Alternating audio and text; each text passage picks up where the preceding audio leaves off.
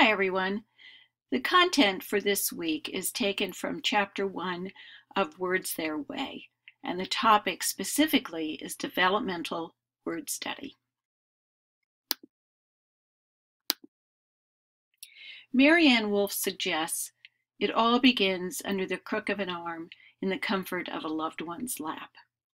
And certainly we all know the importance of reading to children. It also begins with language. From the first time a child hears language or sees language signed, language is providing the foundation for literacy. However, signed language or oral language is very different from written language. And whereas human beings are hardwired to acquire language, human beings are not hardwired to read. In other words, as Walter Ong wrote, the interaction between the orality that all human beings are born into and the technology of writing, which no one is born into, touches the depths of the psyche. He wrote this in a book called Orality and Literacy, and he's cited in Marianne Wolf's Proust and the Squid. So in other words, as my friend and colleague, the linguist Sharon Klein, has written, literacy is an acquired taste.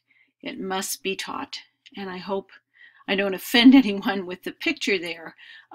It could have easily have been escargot or caviar, perhaps.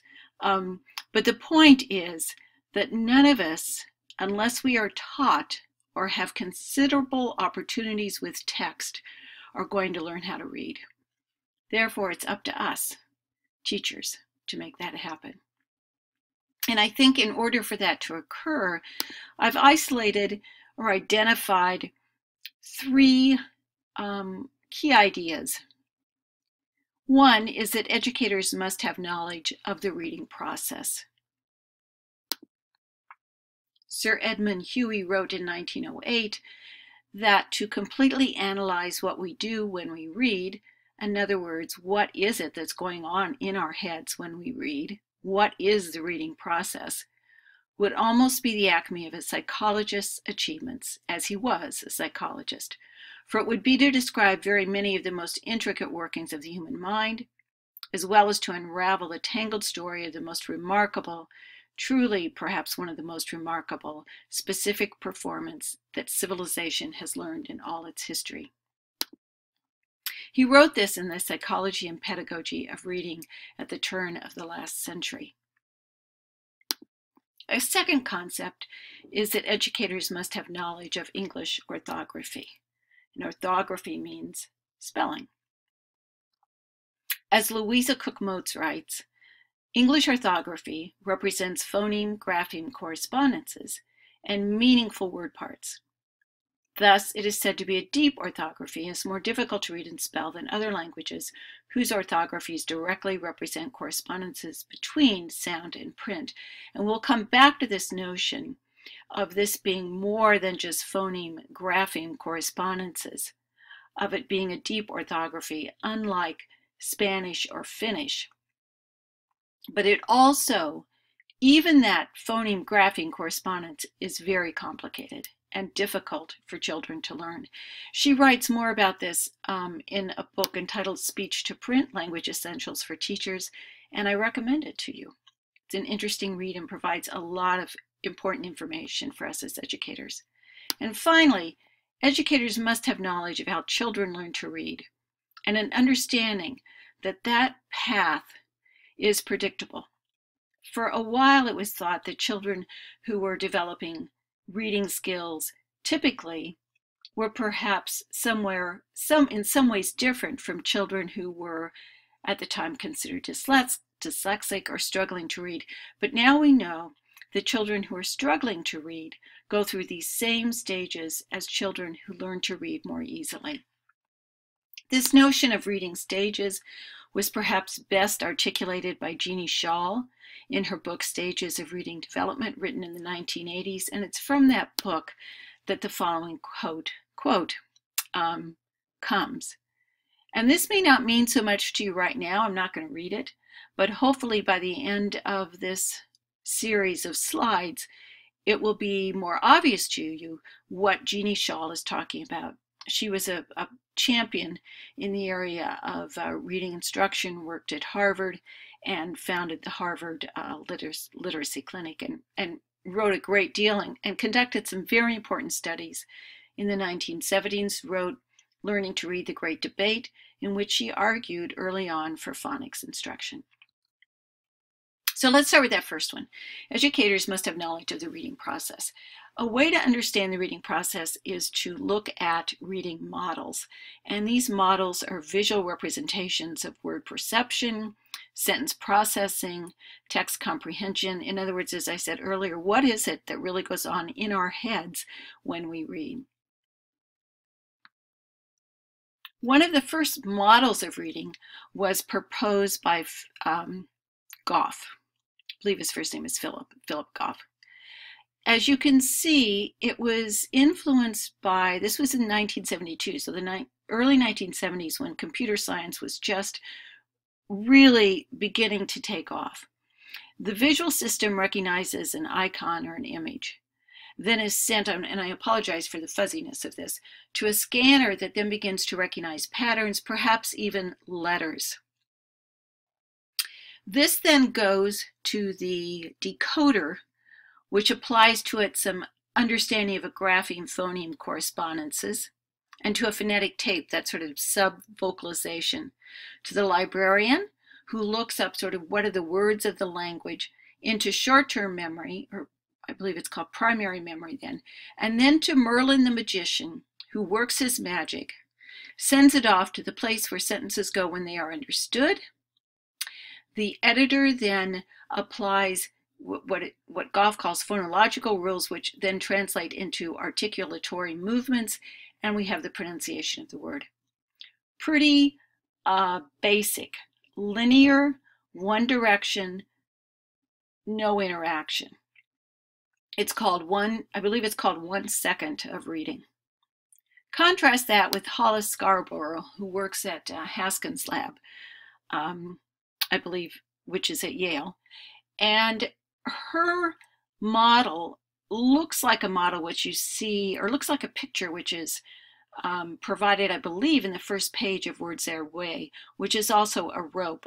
The elements of it are different. She divides reading up into two primary strands: language comprehension and word recognition. Language comprehension is influenced by background knowledge, vocabulary, language structures, verbal reasoning, literacy knowledge, and becomes increasingly strategic. Word recognition is influenced by phonological awareness, decoding strategies, and sight recognition, and becomes increasingly automatic, resulting in this tightly woven rope of skilled reading. Think about those two components when you look at what some of you may have already been exposed to and familiar with, the simple view of reading.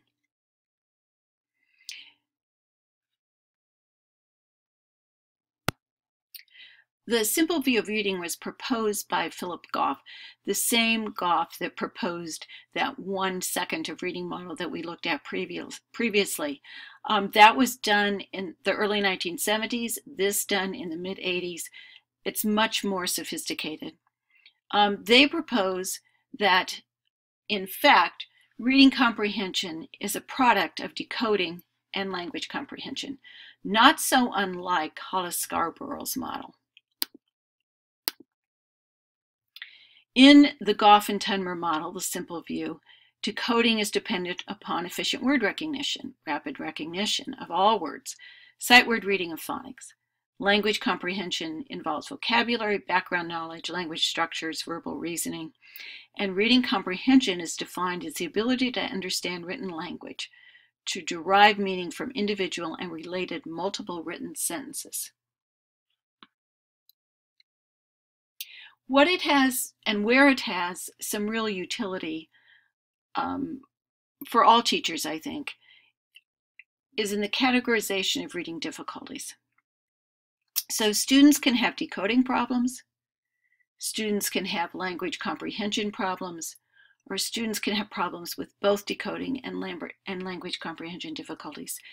Extremely simplified,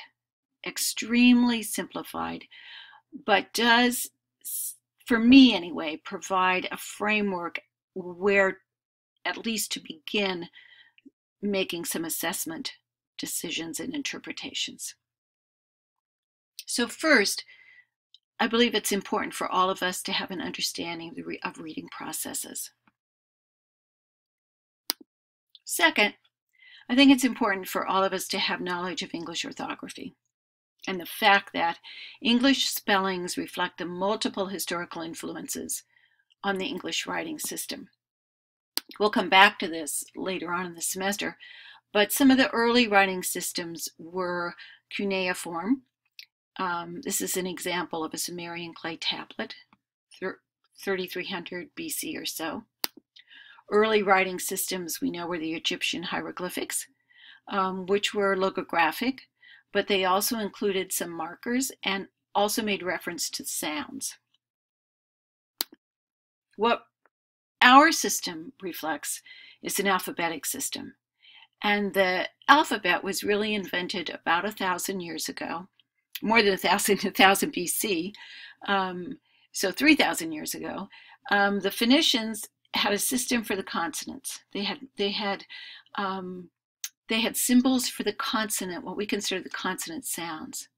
Then the Greeks, years later, 800 to 750 BC, created symbols for vowels. And therefore, the Greeks systematically represented all of the phonemes, all of the distinctive sounds of the Phoenician and Greek languages. And that's the basis for alphabetic systems and in some ways for our alphabetic system as well.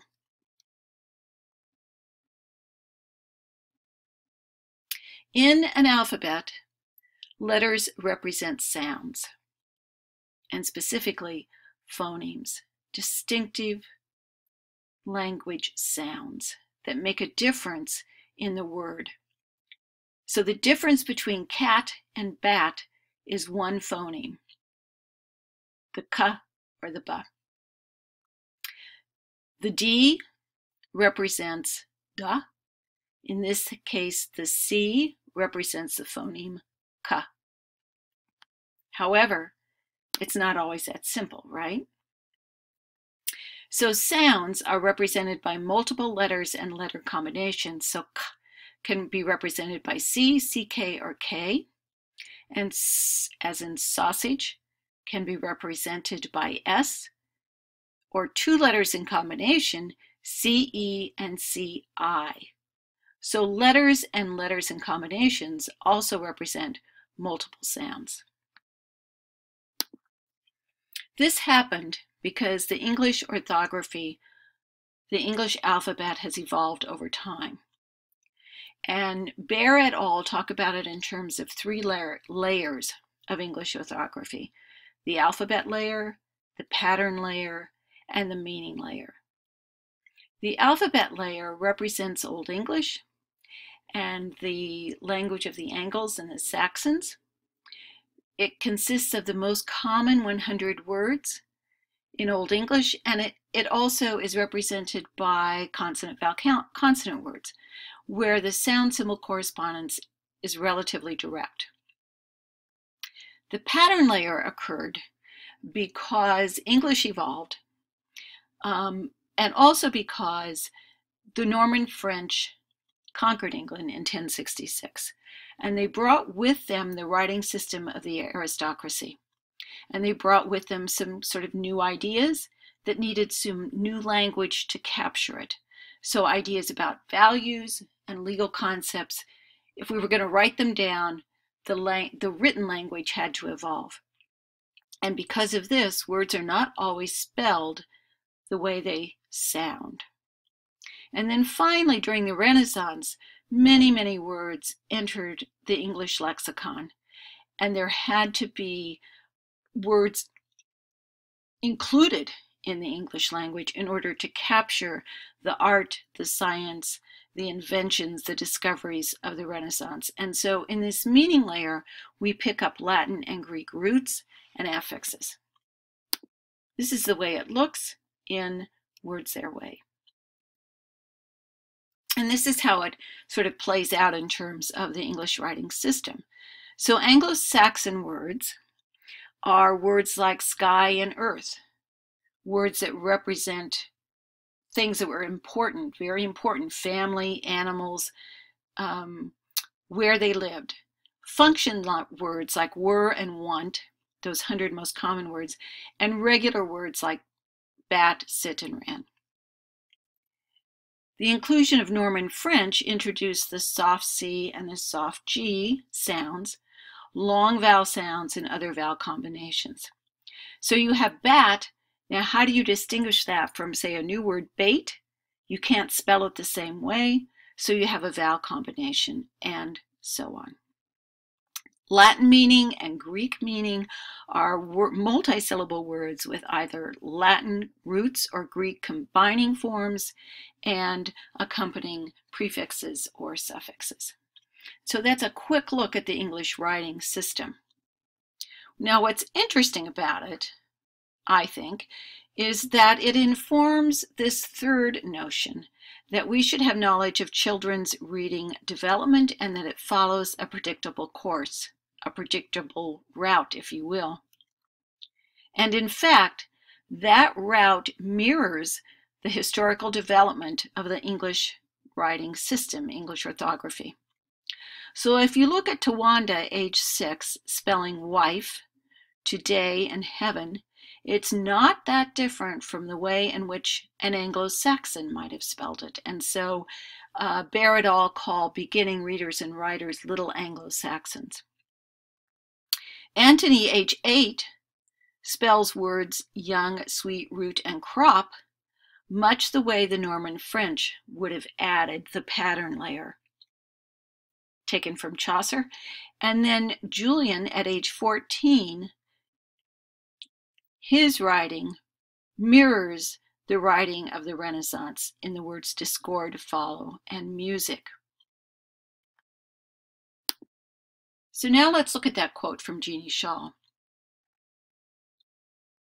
In a sense, it is as if the child has recapitulated history, from the early fumblings with the discovery of alphabetic writing to the equal, if not greater, intellectual feat of discovering that the spoken word is made up of a finite number of sounds, the phonemes.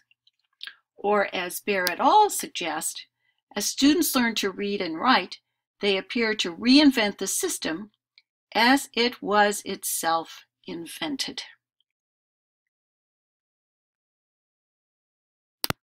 As we see in this next slide, Bear et al. Have used that organizational structure, the layers of the English orthography, to organize their book. The alphabet layer is addressed in Chapter 5, where children are learning to spell one-syllable words and to read function words and very common words.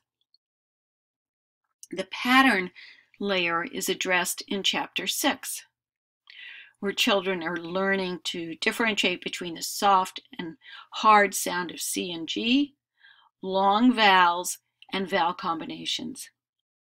The Latin and Greek meaning layers, the multisyllable words with affixes, are addressed in Chapters 7 and 8.